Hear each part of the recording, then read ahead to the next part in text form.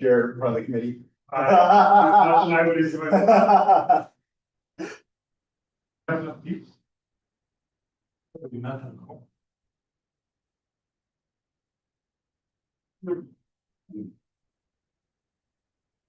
committee.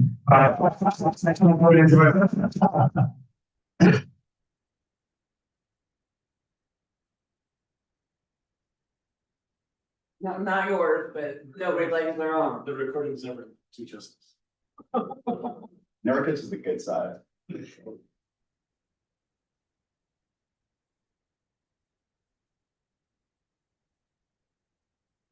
I have to live with the fact. We'll see. Yeah, no, absolutely. You can sit there, you can sit here, you can. Haley, Tony, Marianne, you guys hear us all okay? And can we hear you?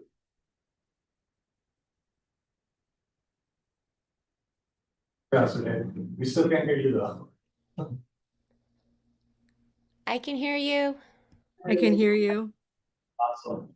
I can hear you. Welcome everybody. Today is March 11th, 2026, Wednesday. The time is 6:01 p.m. and into the Human Rights Commission meeting.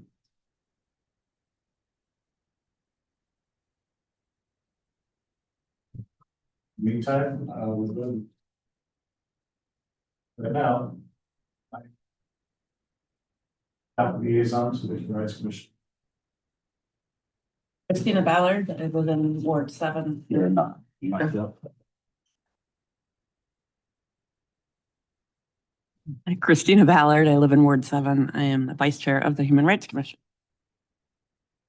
Good evening, everybody. Thank you so much for tuning in to tonight's Human Rights Commission meeting. My name is Robert Marshall. I have the pleasure of chairing the Human Rights Commission, and we will kick it over to the folks online for introductions. Commissioner Marys, if you want to get us started. Thank you. Welcome back, everybody. I'm Commissioner Tony Marys. And I'll kick it over to Marianne. Good evening, everybody. I'm Marianne Bradshaw. I am here this evening to support the agenda item today around the Community Belonging Survey. I'm a professor at Western Oregon. I live in Salem in Ward 4.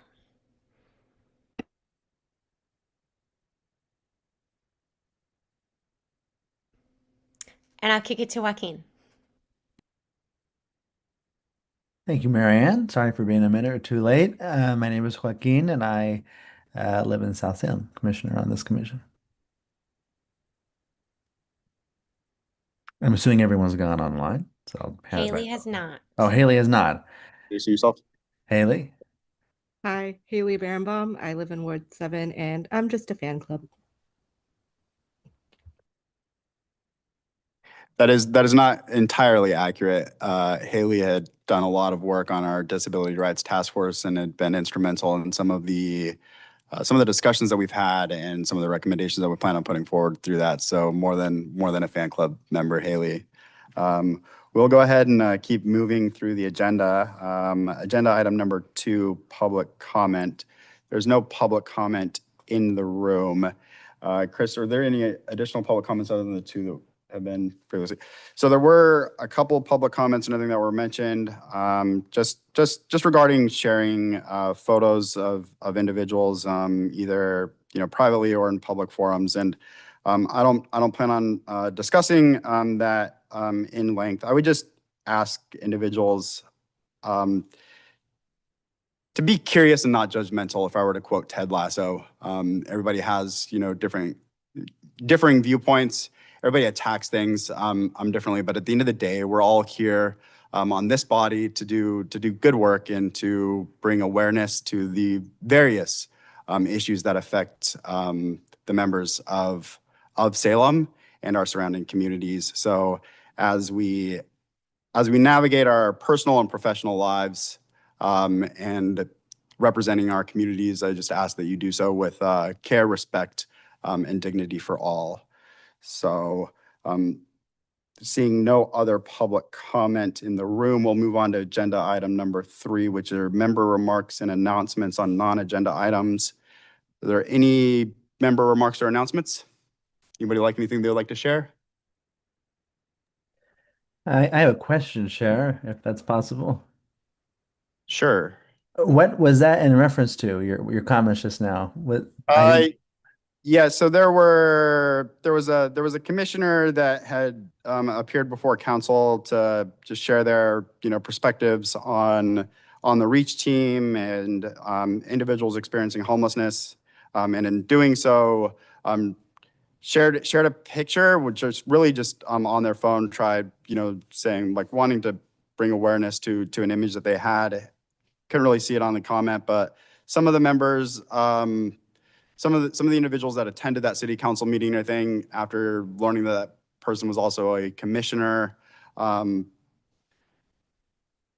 that it was inappropriate, to be sharing pictures, and then wanted to bring it before the commission that, people, I think, should be more mindful before sharing photos of others, in public forums. Thank you, Chair. I didn't know the context. Appreciate it. You're welcome. Any other member remarks or announcements? Okay, we will move on to agenda item 4A, bias crime update. We have Sergeant Dowd from the Salem Police Department. Yes. Hello, this is Sergeant Dowd with the Salem Police Department. I am the representative liaison here for the Human Rights Commission. We have one incident to report on February 13th. There was a report of a theft at a home in Northeast Salem. The reporting party reported that someone had shown up at their front door and removed an Israeli flag from their front porch and driven away in a vehicle. We responded. The flag was in fact taken, and a neighbor had captured it on video. Unfortunately, the suspect was a male with a black mask on, black jacket, and black pants, and they were seen getting into just a very nondescript C-Class Mercedes with dealership plates. And so there's, at this time, no workable leads, nothing that we can follow up on. But there was a bias crime of theft based on the Israeli flag being stolen. And that's the only incident since the last meeting. Thank you, Sergeant Dowd. Does anyone have any questions for Sergeant Dowd regarding that incident? No. While we have Sergeant Dowd here, Vice Chair Ballard, sorry, I was drawing a blank on your last name there for a second. Vice Chair Ballard did have some questions for Sergeant Dowd that she would like to ask in this forum, and given that we do have significant time, we will go ahead and allow that now. Hi. I have received inquiries about tracking incidents of crime against homeless individuals, and I wanted to help educate folks about what it is we can track and can't track, and then also a little bit of discussion about what is reported, what is NIBRS, and what is reported there. Absolutely. So I'll address the first question about tracking of crimes against our houseless population. So within our report management system, it's designed in a way that we have boxes on the face sheet of the report where we can identify different types of calls for service that are being documented in that police report. And mind you, every incident we respond to does not always get a police report, but if there is one where a crime has occurred, that would require an officer to complete a police report. And one of those things is a box on there that says unsheltered. And so if the incident involves an unsheltered member of the community, that box should be checked by the officer completing the report. And that can be if the suspect or perpetrator is houseless or they're a victim of a crime, that box should be checked by the officer completing the report. If The other information that would be gathered is there's a persons tab where we list out all of the people that are going to be mentioned within that report. And within that persons tab is demographic information, the same type of information that you would find on somebody's driver's license. And so if somebody doesn't have a residence address, it is common practice for officers to write in houseless or transient in the address line. And that way, because we don't know what their home address is. Sometimes if there's somebody that frequents one particular area, we may put like a cross street so that if we need to find that person later on, maybe they were a witness to a crime, then we would know where to go looking for that person. But those would be the two ways that we would identify whether or not a houseless individual was involved in a particular call. To get to your second question, so the FBI used to have what was called the Uniform Crime Report, the UCR.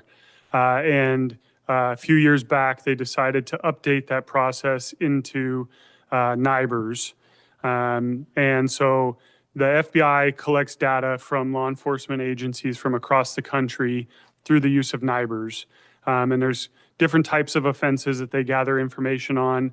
There's Class A offenses and Class B offenses. Class A offenses tend to be offenses where there's violence or danger to human life. And so they gather more data on those types of incidents versus like public order offenses, such as possession of narcotics or things of that nature. Those tend to be Class B offenses, and there's less data collected on those. And so what the FBI is trying to do, obviously, is get an idea of the crime across the nation.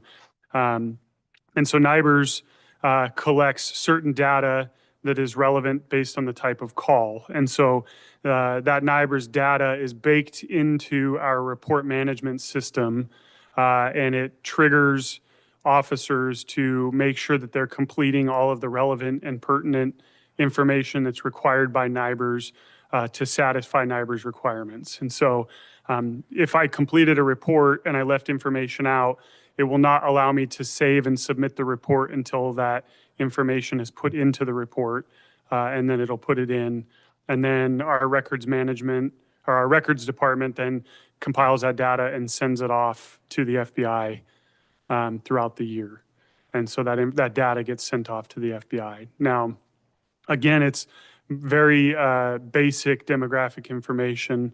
And so some information is not gathered. We don't ask people's religion. We don't ask people's sexual orientation unless it's pertinent to the call, but that's not a requirement of NIBRS. That would be information that would more likely be included in the narrative portion of the report, where the officer would describe the details of the incident that was investigated. But we're gonna gather that information and put it into the report so that we can satisfy that NIBRS requirement. Thank you. So housing status is not something that's necessarily collected, and that's not collected by NIBRS. Correct. And could you discuss some of the barriers we see with lower reporting from individuals who might be houseless, Absolutely. So it's my experience, and I would say that I would believe that this is fairly accurate, that we see less reporting from our houseless population to the police out of fear of retaliation from other members of the houseless community. And so oftentimes our houseless community doesn't call in to make a report. Most of the time when we respond to a call, it's because a third party has called to make a report on behalf of what they are witnessing. And then we show up and try to investigate. And we don't always get full cooperation from many of the involved parties because of that perception of cooperating with police makes you, for lack of a better terms, a rat. And so they're worried about that retaliation against them. And so oftentimes we won't get a lot of cooperation on these types of calls. When we do, we follow them through and investigate them to the fullest extent of our ability. And we'll take appropriate action where appropriate action is needed. But there, I mean, there's several other barriers, right? Some of our houseless population doesn't have phones. They don't have the means to call. Oftentimes they're living in remote areas or out of, the downtown core. And so they have to commute into town to try to get somebody's attention to make a report. And so those are all barriers that we see with our houseless community. Now, Robert and I, Chair Marshall and I were talking before the meeting had adjourned or before it had started, I'm sorry. And I think that the relationship between the police department and our houseless population has improved drastically over the last 5 years. And I would say that that's my experience as having been here for almost 16 years now. And I think that there is a better relationship. So we have more cooperation and a greater likelihood of somebody to come forth and want to report crime to us and give us information that can help them. They understand that that's what we're here for, and that is our desire is to help everybody, regardless of their housing status. So I would say that relationship has definitely improved.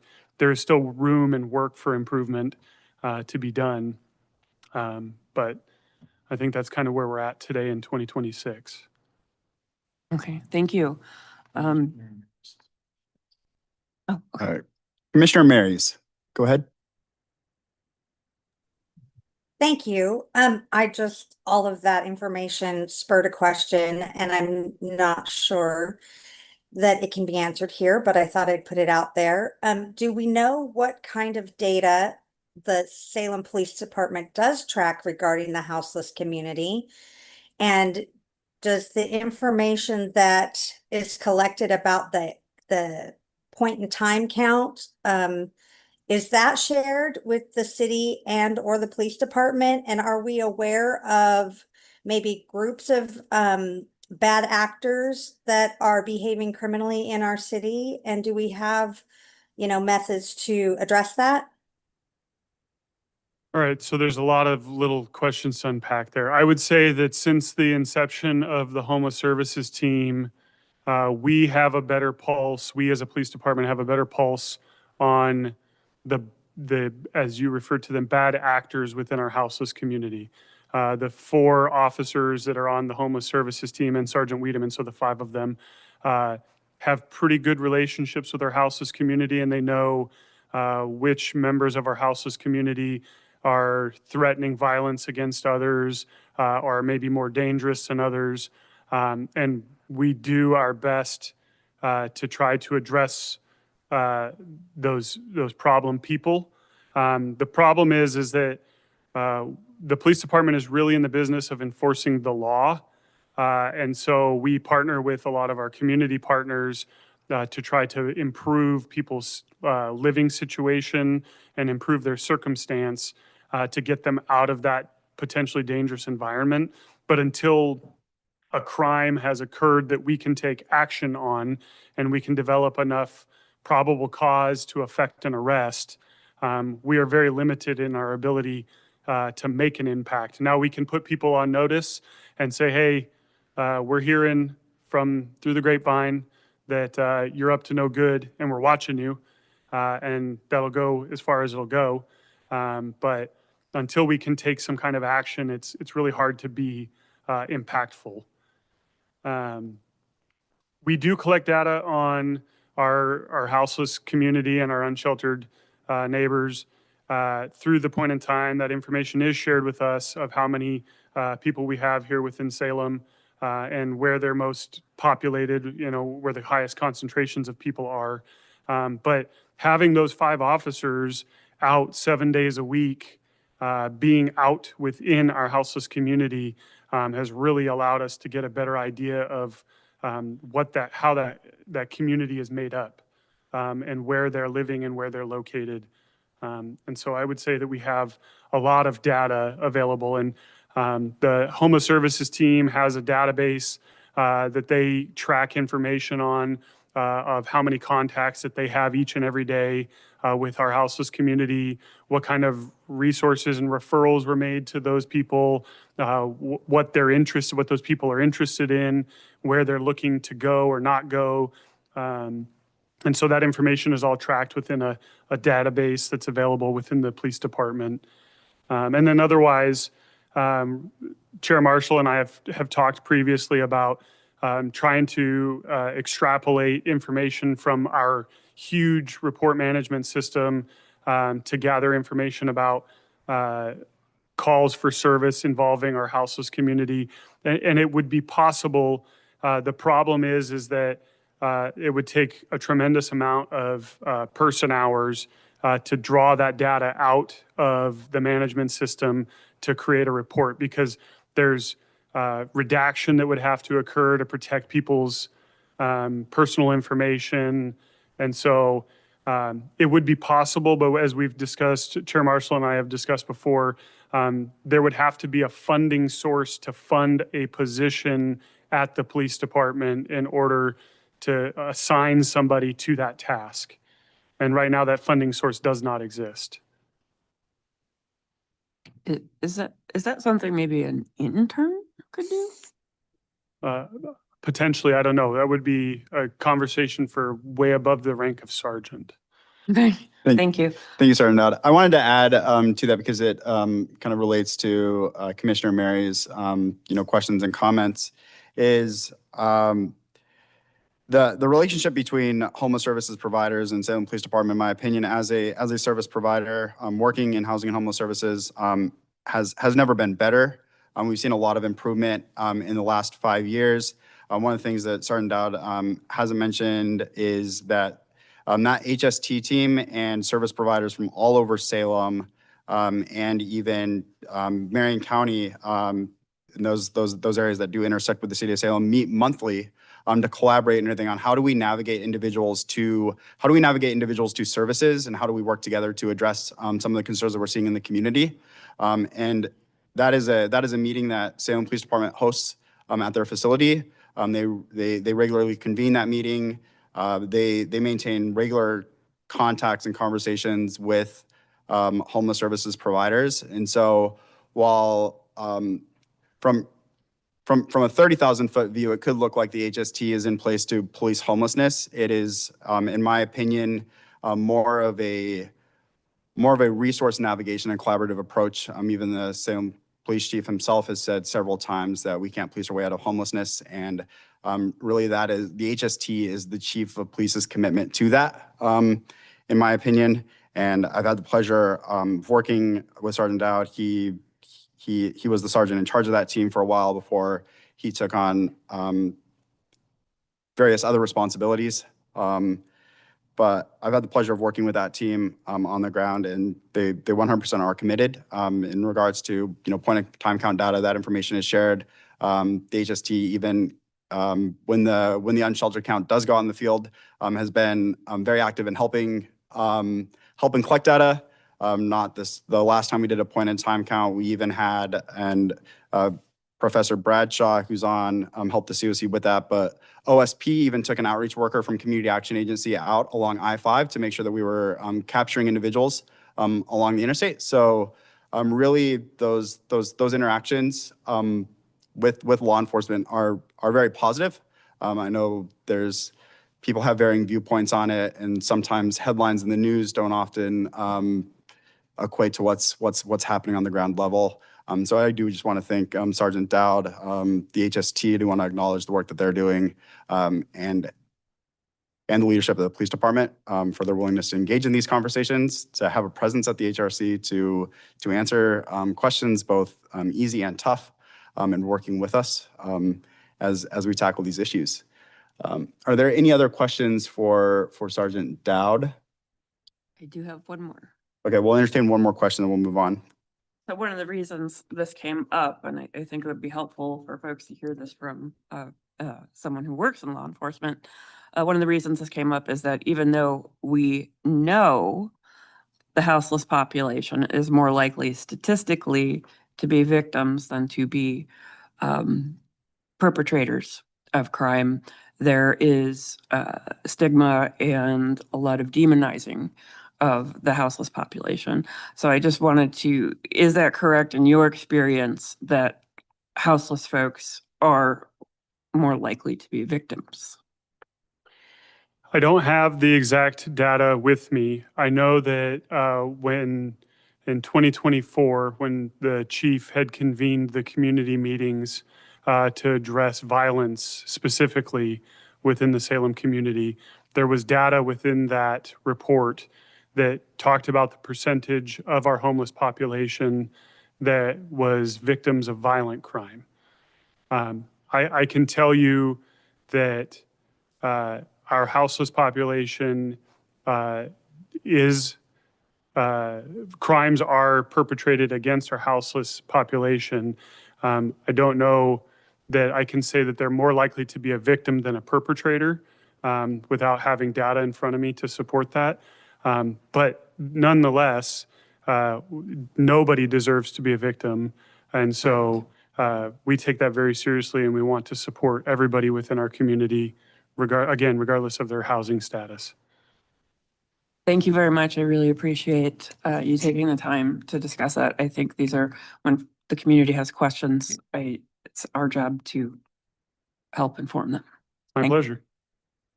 Thank you, Sergeant Dowd. We'll move on to agenda item 4B, complaints of discrimination that were not sent to Salem Police Department. So there was one request for accommodations. An individual who'd been assigned community service had submitted a request for accommodations. That request is then forwarded on to the Salem Municipal Court, who oversees the program for that. Thank you. Are there any questions for Mr. Nider regarding that complaint? You have a question? So the court will make a decision on whether or not to approve those accommodations. Correct. Right. Agenda item 4C, we have the community belonging survey, and we are honored to have Professor Bradshaw here to talk more about that and the great work that their students do to field this very important survey. So Professor Bradshaw, I'll turn it over to you. Thank you, Chair Marshall, and thanks to each of you for being here tonight and for all the work that you're doing in our community. I'm so excited because we have a new term just around the corner. Spring term starts actually March 30th, but my class doesn't start till April 1st. So we'll be kicking off spring term. And I'm really excited. I just actually checked registration yesterday. We have 14 master's students signed up for the class. And it's just been such a great partnership in the past to give these engaged, energetic, brilliant students the opportunity to work on a project that has real world impact. So thank you for the partnership. I came in January and was really pleased that the commission said, yes, let's go ahead again and do this project. And Mr. Nider, I did send today just like a handout that if you could send to commissioners, either they could refer to as I'm talking or review on the back end, that would be great. I wanted to just flag a couple of dates for you. So we'll talk about dates, we'll talk about the questionnaire, and we'll talk about the help that the students will need from you this term. Oh, yay, screen sharing, perfect. And there they are, the key dates. So I will have my first class on April 1st, but at the second class, which will be Wednesday, April 8th, and I don't actually teach until 7:30 p.m. We run our class 7:30 p.m. to 9:20 p.m. And I would be very pleased if at least one person from the commission, but some years we have one or two, some years we have more than that. So I invite you to class at our second class session. So that is Wednesday the 8th at 7:30 p.m. Do you have this meeting that night? Yes, and Professor Bradshaw, I believe last year what we did was we just yielded the last half of the meeting starting at 7:30 to your class to learn more about the Human Rights Commission, and then to just really have that large collaborative conversation.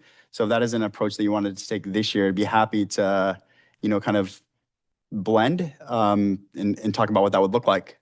Well, that worked brilliantly last year for me, and I want to respect the work that you are doing and not assume that I can take that time. If you need to come on at 8, or if you look at your April agenda and say, yeah, we think we can come to class at 7:30, that would be fantastic. One of the few pleasures that I have as chair is being able to set the agenda.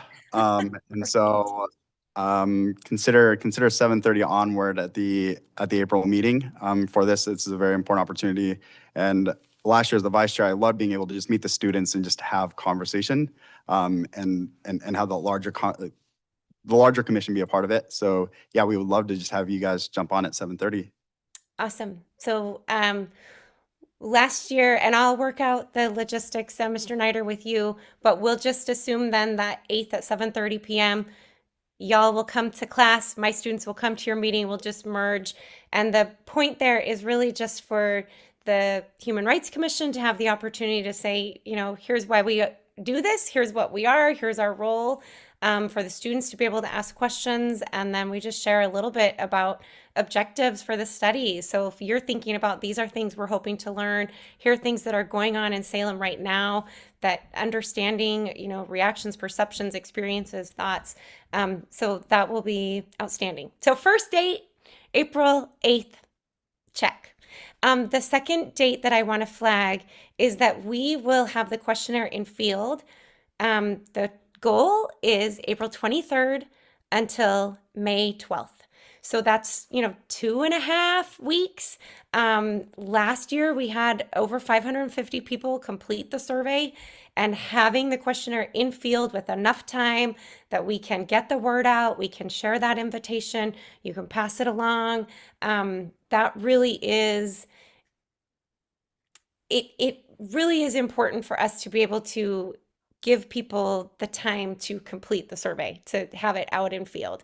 So I want to flag that for you, because one of my asks in my third section is help from the commission to get the invitation out. So if you just can flag in your mind April 23rd to May 12th, and something comes across your email of an event or an idea, or students could be at this, or we could, you know, we're inviting people for something like this, and maybe we could piggyback an invitation to do the survey. That's the window of when we'll be in field. And then the third date is in lieu of a final, the students make a presentation. And conveniently, we try to do that for your June meeting, which I believe is the 10th. So as long as that's when your June meeting is slated, we'll have some students come in person. I'll plan to come in person, some students on Zoom like I am tonight, but just an opportunity then to present the findings, answer questions, discuss. Does that June 10th date seem like it will work?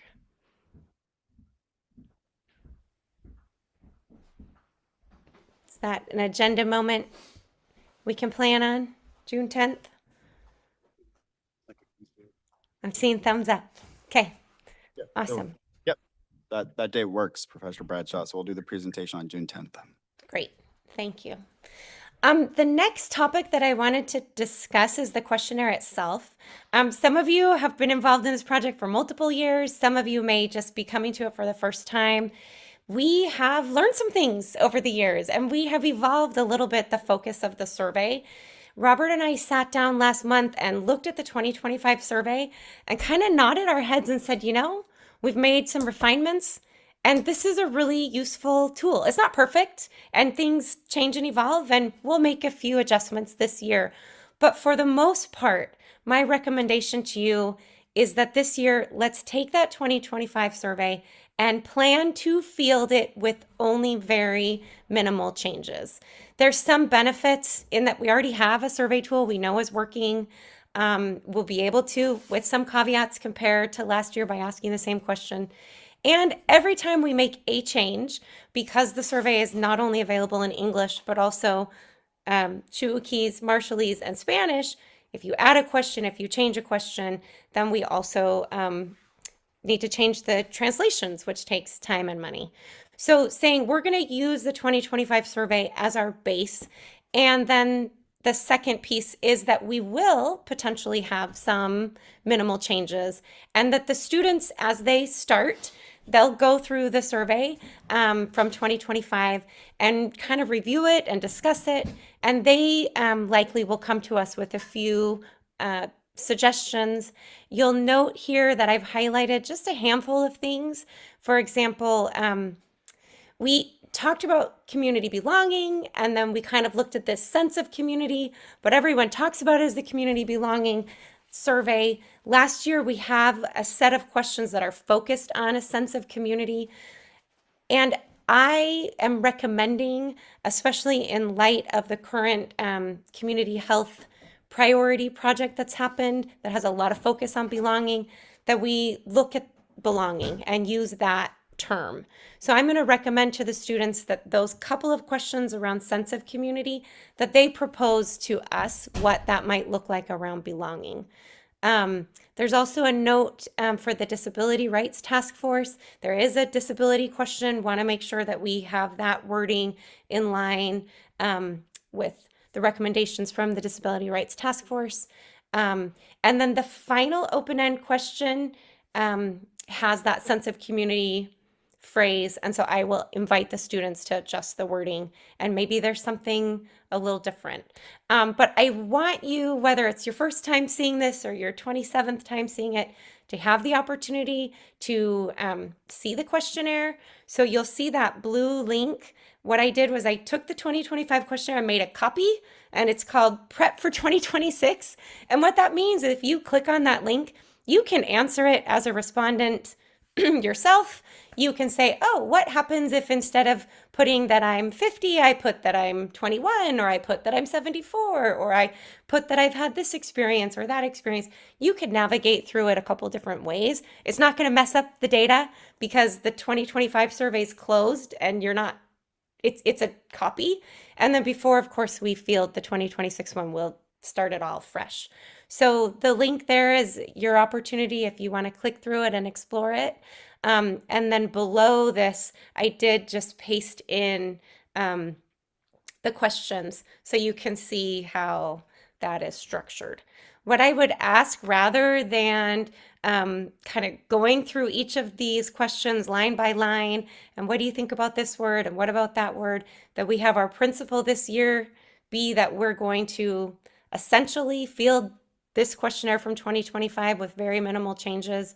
But I would invite you over the next 2 weeks to take a minute, read through it, click through it, whatever works best for you. If you have a comment, a suggestion, an idea, a question, feel free to email me, but I'm going to ask that those emails all come in within the next 2 weeks. So the deadline of March 25th, if I could make that request. Then when the students start class, we will give them, hey, you can consider this and weigh this. And I'm sure if there's questions, Robert, we may come to you and say, hey, what do you think about this or that? But we're going to need to pretty quickly finalize the questionnaire to be ready to be in field April 23rd. Comments or questions on finalizing the questionnaire for this year? Do you feel good about that process? I will invite commissioners to ask questions, provide comments or feedback, and or our distinguished guests, Haley. Chair, this is Joaquin. Marianne, as always, thank you for this partnership. Really looking forward to it again this year, and I'm glad over the years it's gotten to a place where we can get away with this sort of thing, where we just kind of look at it and like what we see, and I'm glad for that. The only thing I really wanted to flag, and I know, Marianne, that you reached out to me about the questions. I get about the disability questions. I think I gave you some language that we had used when we were doing outreach for the task force. But beyond that, I just wanted to flag for you, which I may or may not have said in my email, that we're still waiting to stand up the standing committee for the Disability Rights Committee, and so so that hasn't happened yet. And so in terms of having that input in a timely fashion, Maybe that merits kind of a broader conversation in terms of getting input from the committee. We have Tony, Robert, and myself who are kind of and Christina who are legacy members of the task force. Haley obviously was instrumental in that task force too, but has not yet become a commissioner, and we've subsequently, Marianne, learned that we can't have non-commissioners serving on task force or committees moving forward, which is a blow to our work. But anyways, and we're kind of in the midst of this ongoing conversation about how to allocate time to committees. Again, moving forward, that conversation got somewhere last month, last time we met, but hasn't been implemented yet. So, just in terms of being sensitive to your timeline, I think the soonest that we would have a time to get together would be next month, which will be after your class starts. So, anyways, just in terms of getting feedback on that one question in particular. Yeah, it's always challenging navigating the decision-making processes and different committees. You guys are doing a great job in, the environment in which we are functioning. So I'm cheering for your task force as you organize. And I feel like from my point of view, to say we want to ask the question in a way that at the time we have to make the decision feels like it's going to be the most relevant and useful.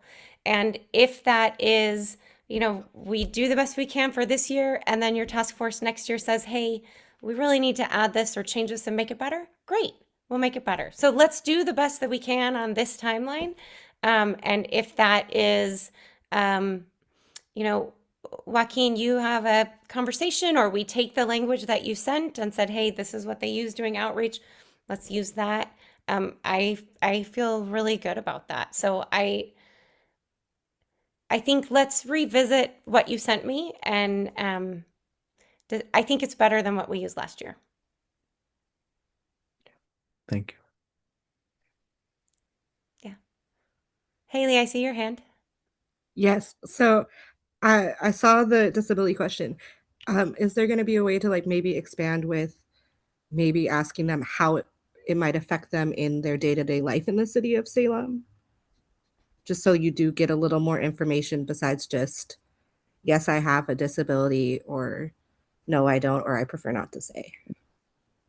Because Yeah, I know that's certain disabilities affect people differently throughout how they function and what adaptations they need to make. Yeah. That's really helpful to think about. We do have questions around experiencing discrimination, but right there with that disability question, we haven't had that follow-up. I made a note, and I will definitely follow up with you guys afterwards to see what that might look like, and we'll take it to the students. But Marianne, just for the benefit of folks who maybe haven't experienced the survey in the past, isn't it true, Marianne, that if I were to click or select that I had a disability of some kind, and then I would be then later given the opportunity to elaborate the sort of discrimination that I experienced and on the basis of that discrimination, and I could, in a kind of open-ended manner, voluntarily detail, it's not required of me, those experiences, and those experiences would be anonymized. Is that not true? Also true? Correct. Yeah. So I could, if I said, oh, well, I experienced discrimination on the basis of race and disability, I would have two opportunities to speak to both of those experiences. And under disability, I could say, I'm a wheelchair user, I can't get around places of public accommodation, and in particular, it's my experience is that the intersection of, commercial and rural is really bad, which is just near where I live. And so that could be a real example of what someone might say. So I think that just to speak to the ability for someone to answer that in a more granular way, that does exist, though it doesn't exist right next to that question. Okay, I wasn't sure, and It I know. exists very specifically, to in reference to experiencing discrimination. Yes. Okay. So Haley, your question around impact, which is broader, the great thing about an electronic survey is that we have really great opportunities to build in branching questions. And so as Joaquin said, we can tailor when someone says, yes, I've had this experience, we can ask follow-up questions about that. So when I print out the questionnaire from Qualtrics, the one that I attach, we kind of format, but because of all the branching, it gets pretty unwieldy. But then when we go to analyze the data, we have a lot of opportunity once people say yes to only ask those people who answered yes follow-up questions. So from an opportunity for people to give us more information, once they've said yes, we've built a questionnaire that really allows us to do that. I do think I want to reflect a little bit more on your broader question. So let me think about that and circle back. But I appreciate, Joaquin, you sharing additional information because it is designed in a way where we kind of have these branching pathways that really do allow us to get additional info. Okay, awesome. Thank you so much. Yeah, of course. Other comments or questions around the questionnaire itself and the process to arrive at a questionnaire we're ready to field?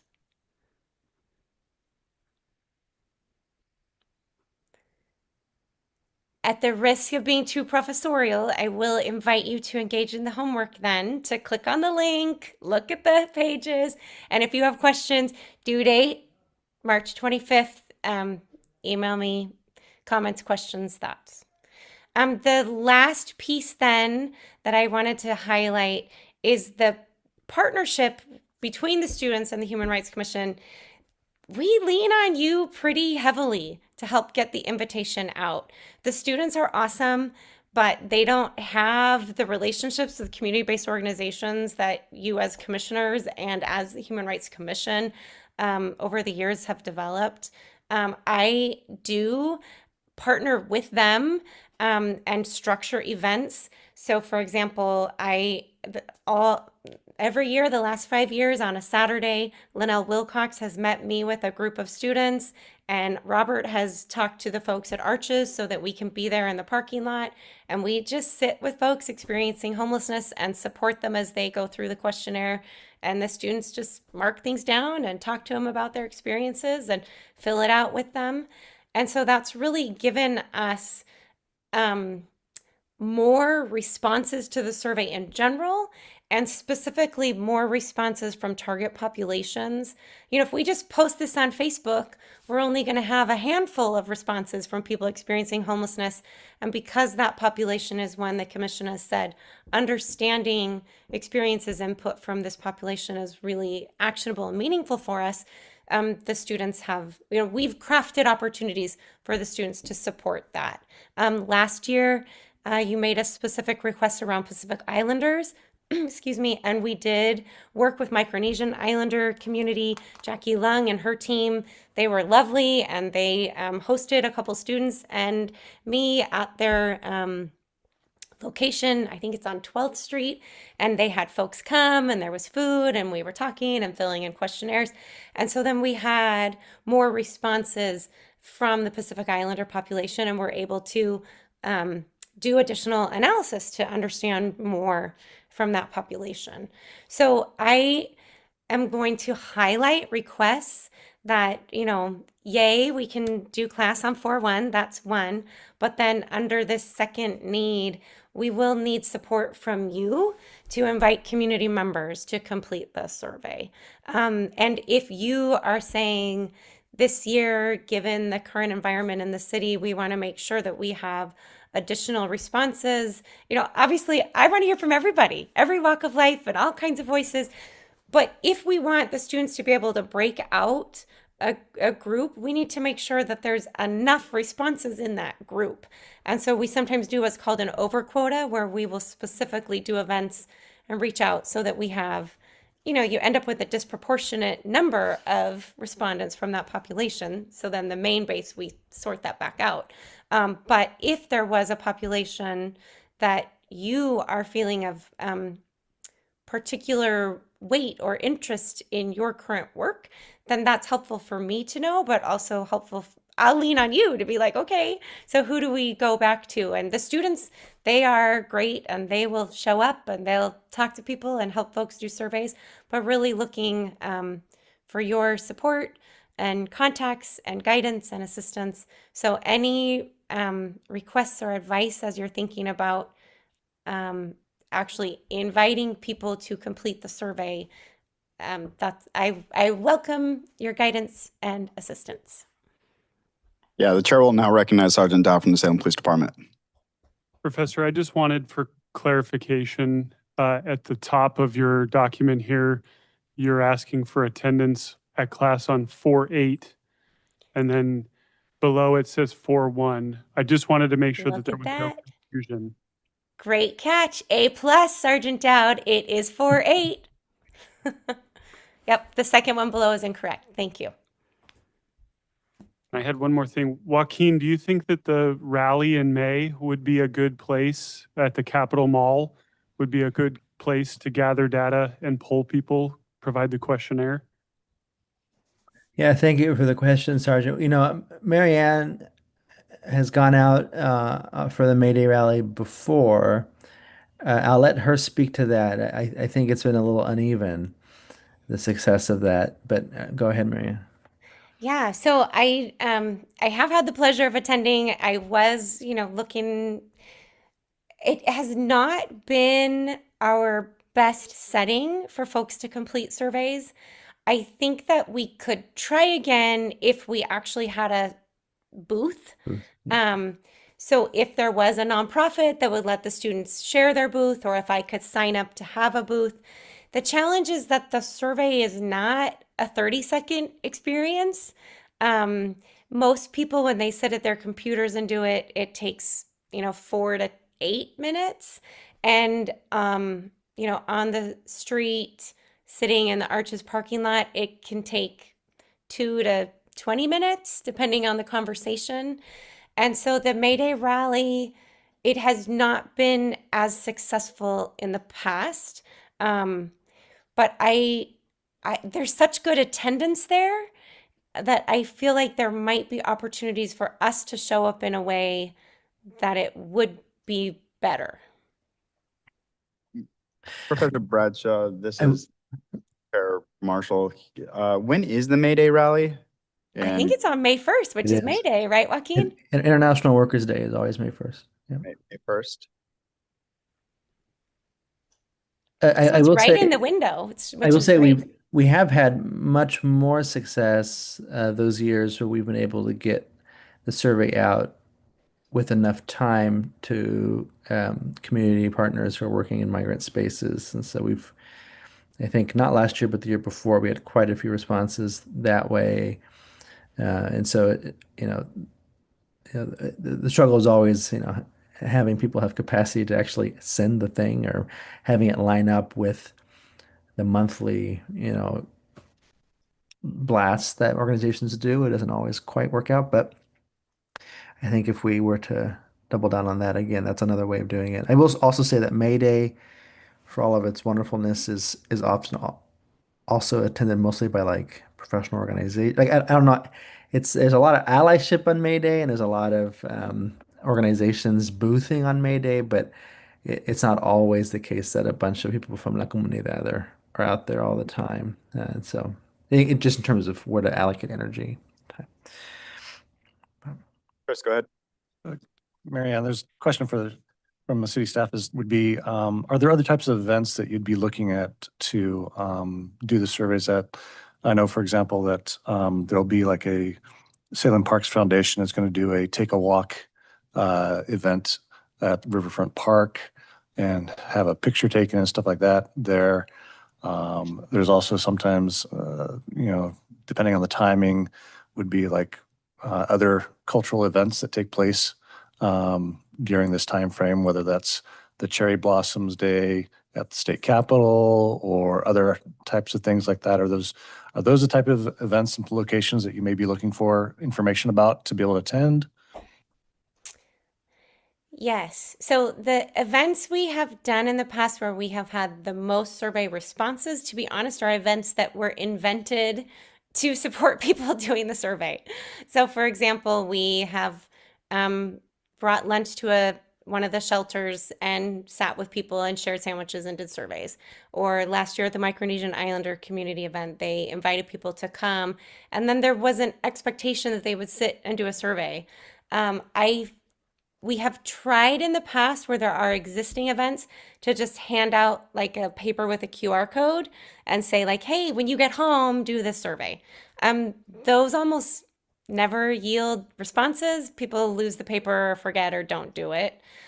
So an event, where there is tabling and there's a booth that somebody might stop at the booth. And if I say, hey, do you mind talking through the survey? It takes 3 to 5 minutes. That kind of an event is going to be the best. And so thinking about, the Cherry Blossom, other cultural events, the Take a Walk Day, if there's time at the Take a Walk Day as, people are gathering before they start walking, or as people come back, there's kind of a stand around and talk about the fun walk and reflect on the beauty of the day. I could see that being an ideal time where students could talk to folks before they leave and do the survey. So I really like your suggestion of just looking at a list of events that are already happening in the community. And what I've done in the past is selected a few of those with your advice and said to students, I'm going to be at these 5 things and you all need to sign up to come to one of them. And then they pick one and they come and we do surveys together. And sometimes I say to the commissioners, like, these are the events that we're going to, and I'm going to be there with 1 or 2 students. But if 1 or 2 of you want to come, I'll have a clipboard and other surveys and you can help out and do surveys. Or sometimes we'll have QR codes and people can scan it on their phone and do it right there electronically, either the hard copy with the data entry or the electronic version, which allows for more branching works. So what I would like to request is if Mr. Nider, if you could circle back with a list of events that you're aware of that are happening in the city, then we could probably, maybe Chair Marshall, you and I could just say, hey, these seem like the ones that are going to be the best fit for doing a survey and maybe the most likely to be well attended or have the populations that we are especially looking to bring in those voices. I'd be happy to provide a small list on that. Some of the other places to look at is Travel Salem. They have Sure. a listing of events that are taking place. Other options that are available is like the Saturday market that takes Yep. place on a Yep. basis. Just some of the other hats that I wear. I do hear about other events that take place, and Willamette Heritage Center has their sheep to shawl events that go on. Fun. A lot of folks show up to those things. So Yep. yeah, I'll Yep. be circle back around with whatever list I can find off of Travel Salem's, and then add to it whatever I'm aware of for that time frame. If you're just looking for simply April 23rd through the 12th, it is a narrower window, but it falls within that. Great. I appreciate it. The other piece in terms of help is that I would say probably about half of our survey respondents in past years have come within a couple hours of the link being posted to the City of Salem and the Ciudad de Salem Facebook pages.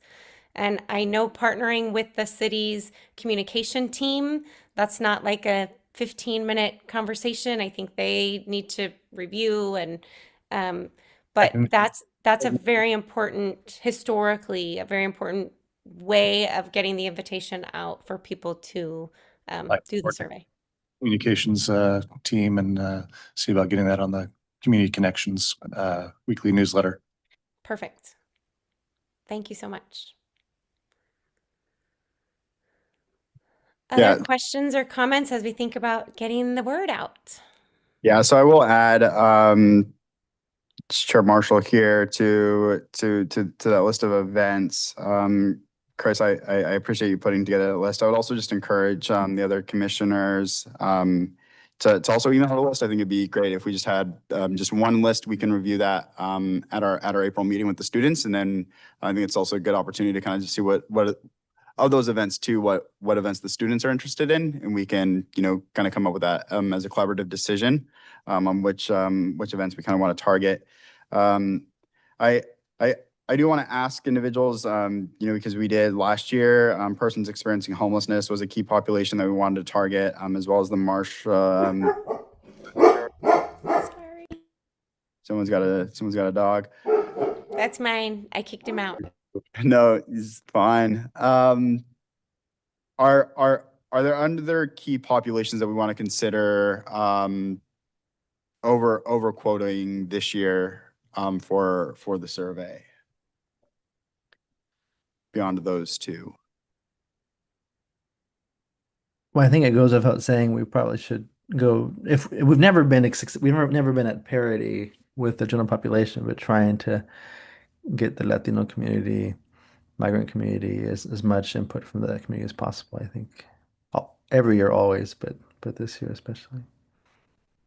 It's thank you for mentioning that, Commissioner Laramick. Is one of the things that Professor Bradshaw and I talked about right before this meeting. So yeah, we agree that I think with the work that we've been doing, especially with the the Know Your Rights stuff, spreading the words among that population and within that community.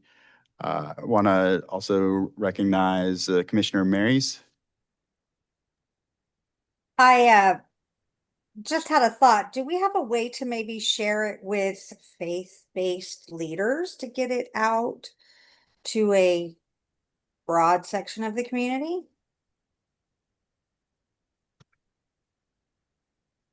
I don't personally have a connection. I can send it to, I believe the Salem Leadership Foundation is pretty interfaith connected.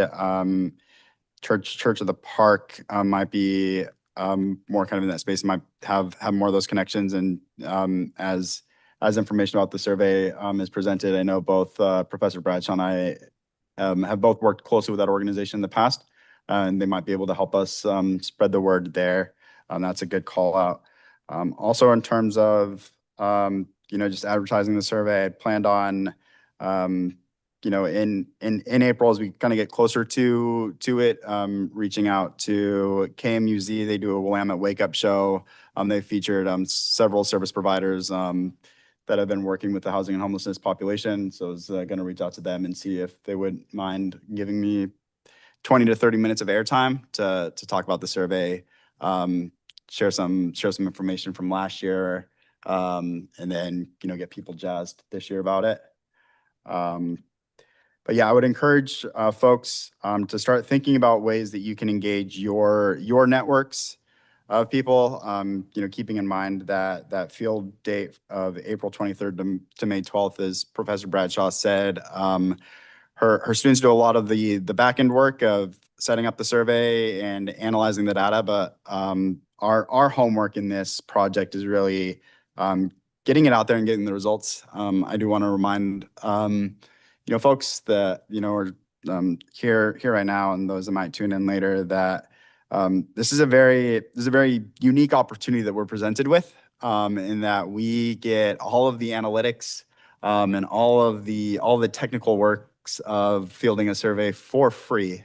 And so if the commission were having to pay for this, there'd be no way we would be able to. And so it's a really great opportunity for us to collect information that just supports our work, what we want to do as a commission, but then also being able to present that to the city. I know that organizations utilize that information. Last year, after presenting, I'd gotten several emails from Community Action Agency and just other providers that really look forward to having that information presented. I know the Salem Police Department as well. When we talk about data that's shared with them, they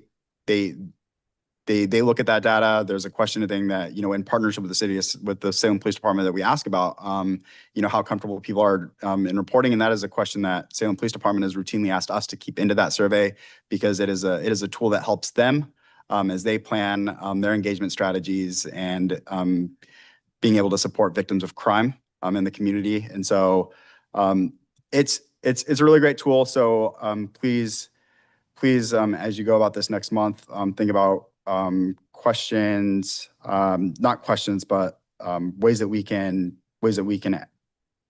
engage the community and sharing this early with your network of individuals. Last year there was like a flyer that I think was created, and I don't know if that flyer was generated by a commission member or if that was generated by staff. And so,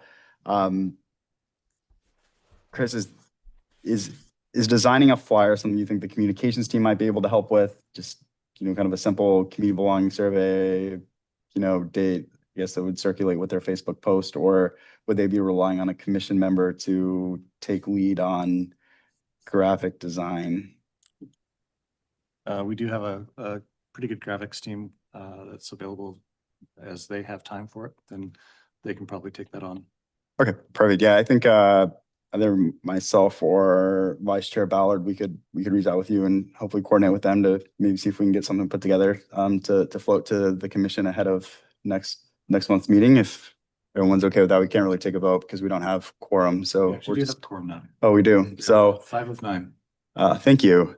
Anybody opposed to Vice Chair Ballard and I working with city staff on developing a flyer and some graphics for the human rights for the community belonging survey? Don't have any objections to see if we can get some graphics put together? Seeing no objections. Awesome. Any other last minute questions for Professor Bradshaw or the greater good regarding the community belonging survey? Commissioner Coleman.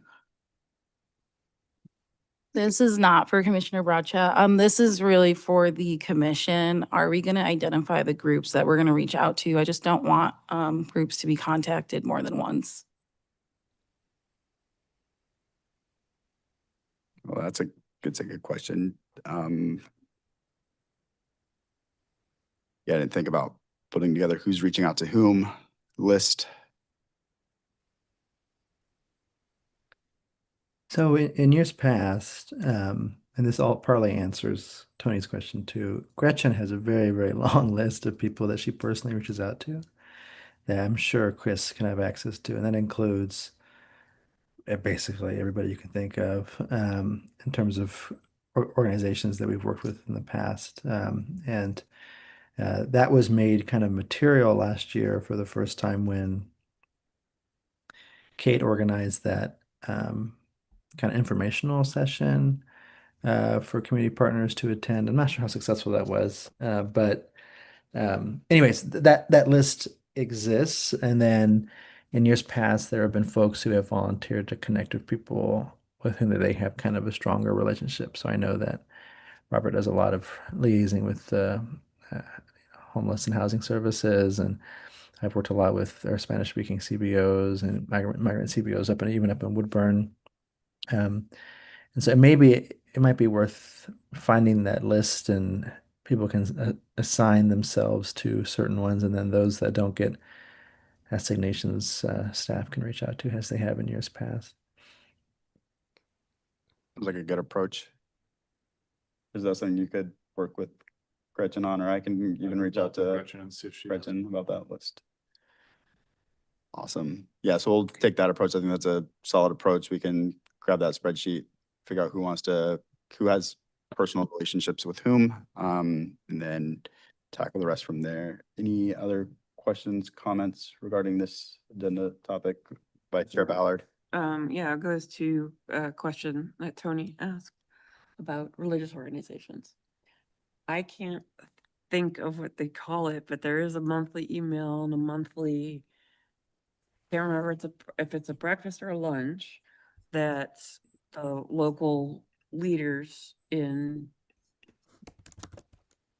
religious organizations meet, group of them that meet, and I can't for the life of me remember the name, what they call it, but that does exist, and we could send it out via their monthly email, if I can remember.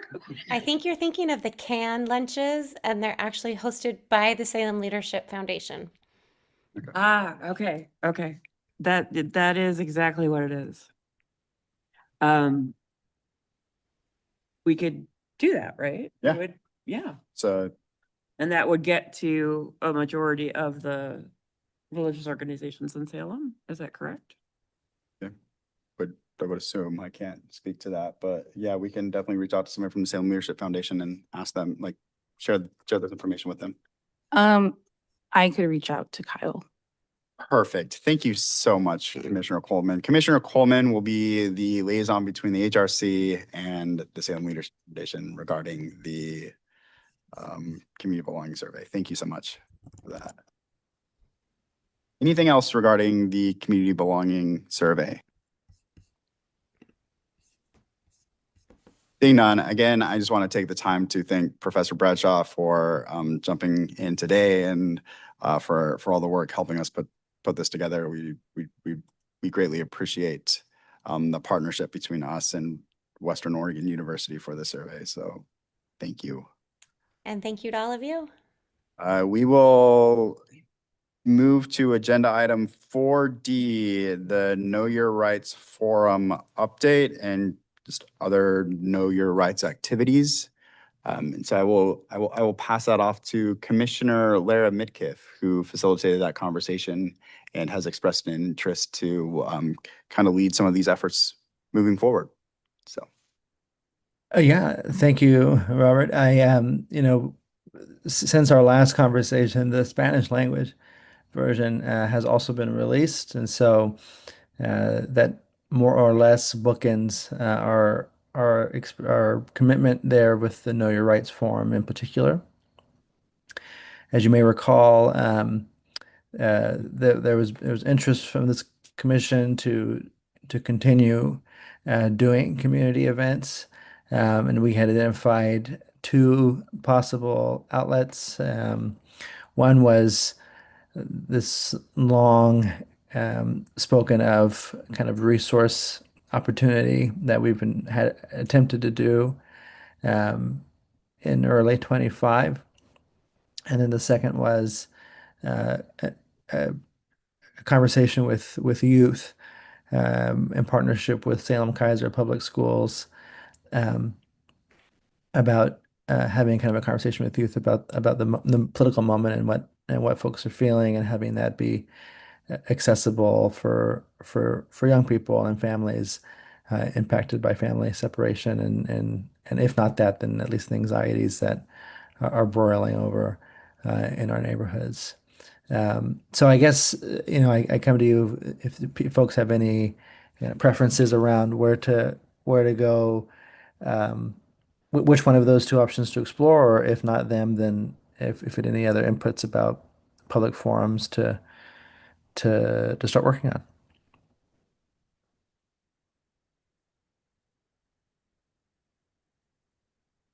Thank you, Joaquin.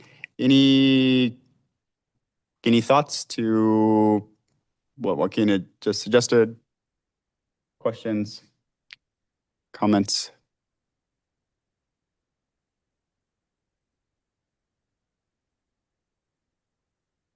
So are we happy just leaving it at a Know Your Rights Forum? Saying we've completed our ask to City Council and moving on, or are there other things we want to consider doing in regards to this?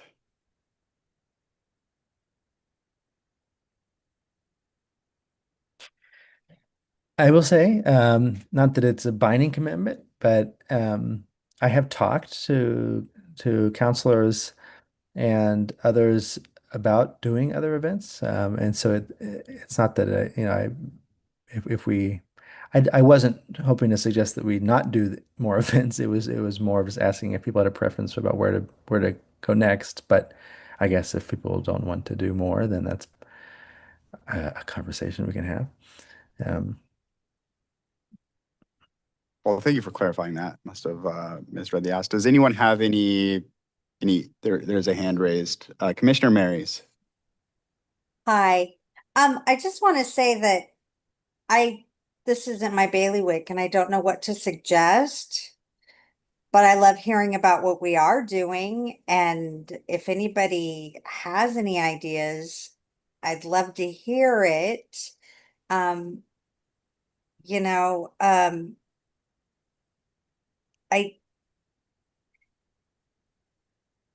I don't know. I don't mean to be silent on the subject, but I didn't have anywhere to go with it, but I want to encourage conversation. Thank you for that, Commissioner Marys. Yeah, I'm also happy with, we can, we can bring this back up and everything, at next month and give people some time to think about, different directions they want to go, different populations they want to, perhaps engage with, and then, see, also discuss anything if there's intersections between, the Know Your Rights and the Community Belonging Survey and some of those populations that we want to target. Thank you, Commissioner. I will say respectfully that that was also the request last time. Um, so maybe what I could volunteer as a possibility would be with the permission of the commission, I might start reaching out to more folks kind of in the youth sector and kind of helping schools and Loose and other organizations to see about their interest. We had done outreach with Loose about the Know Your Rights Forum previously, and they were pretty non-responsive. But maybe this is more in their wheelhouse, and so I would like some direction so that I can do that, and keep moving so we don't lose momentum if possible.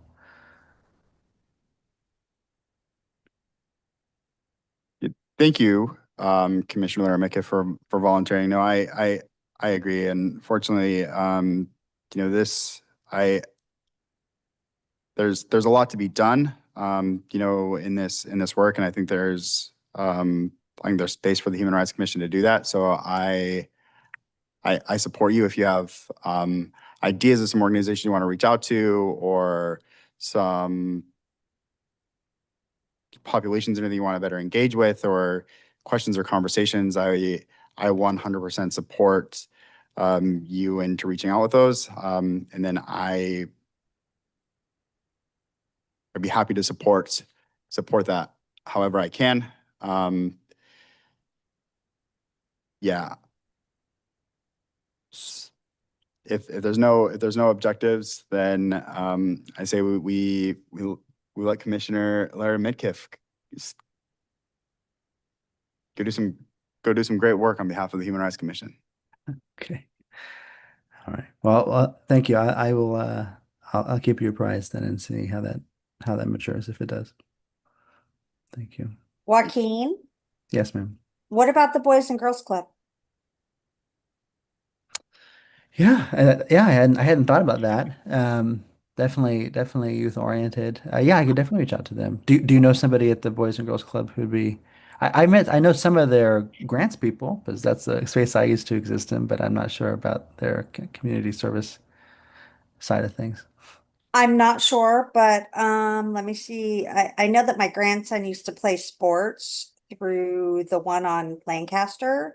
So my daughter might have some contact information. Let me see what I can find out. Yeah, that'd be great. Thank you. All right, we will move on to committee and project updates. Community Engagement Committee, nothing to report on. As we've mentioned before, we're in the process of kind of restructuring anything, how those meetings take place, and we've discussed just kind of alternating between community engagement, disability rights, and LGBTQIA as something that occurs, topic that occurs 30 minutes before on this meeting. So we'll just continue holding tight on community engagement. I will say that typically this time of year, I think community engagement is largely focused on the Community Belonging Survey, but we've since kind of moved that into the broader Human Rights Commission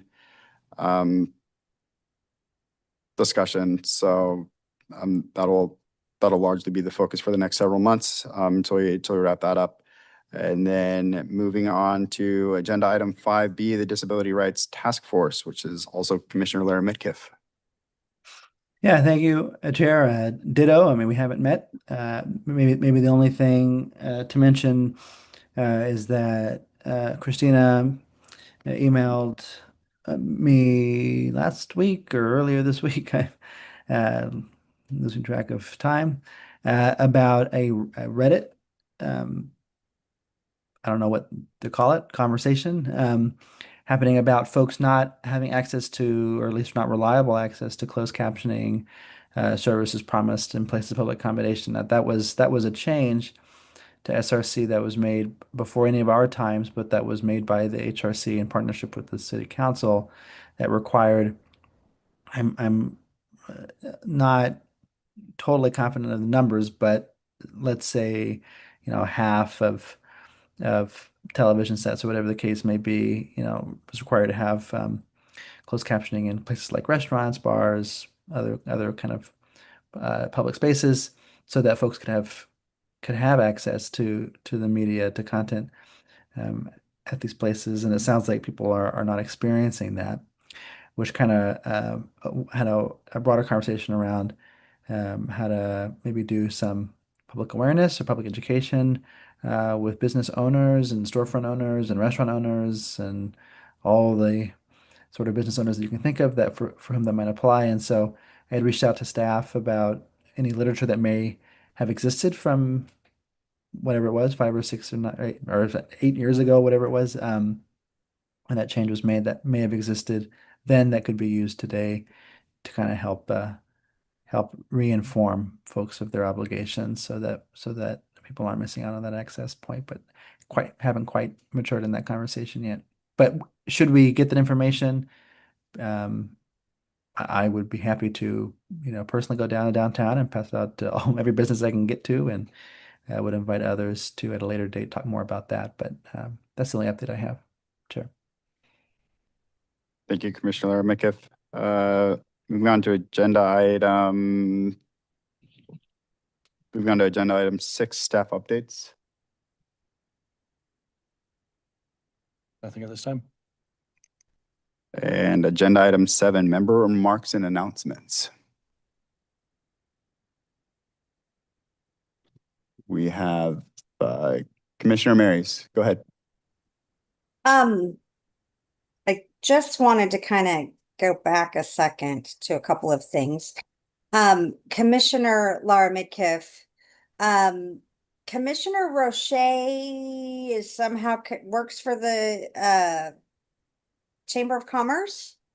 Yes. Maybe she might help us share some of that information about, like the closed captioning in businesses. So maybe that's a resource we could use. And also, I had one other thing I wanted to bring back from last week's meeting, is that we need to talk about ways to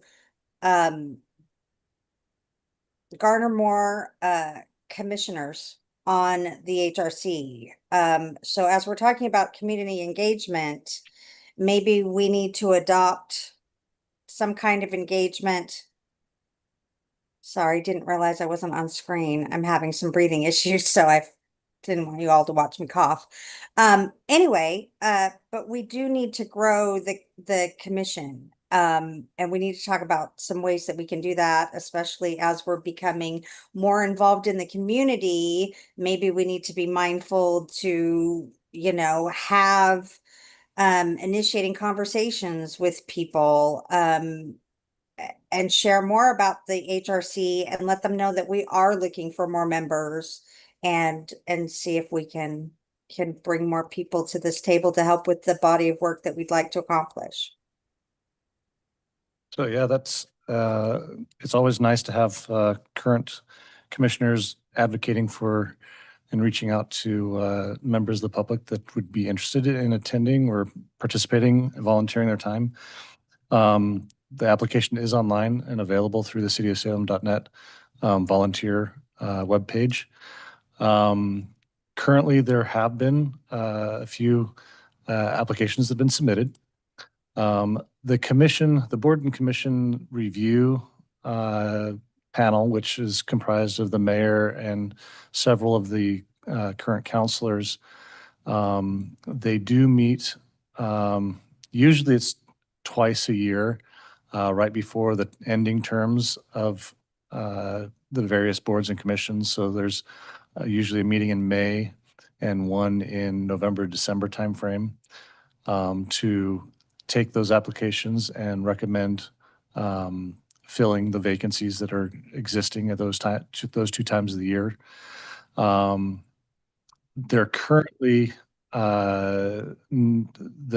working on the recommendations that were received back in January and February regarding the makeup of and the requirements for serving on the positions of all of the 18 boards and commissions right now.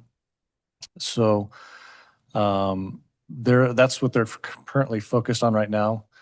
I've made them aware of the number of vacancies that they do have, but it may not be until the May meeting that they get a chance to review those applications and make recommendations for filling those positions.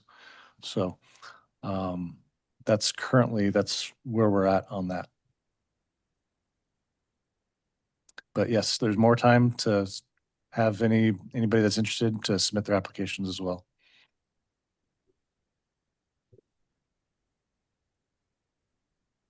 Commissioner Coleman.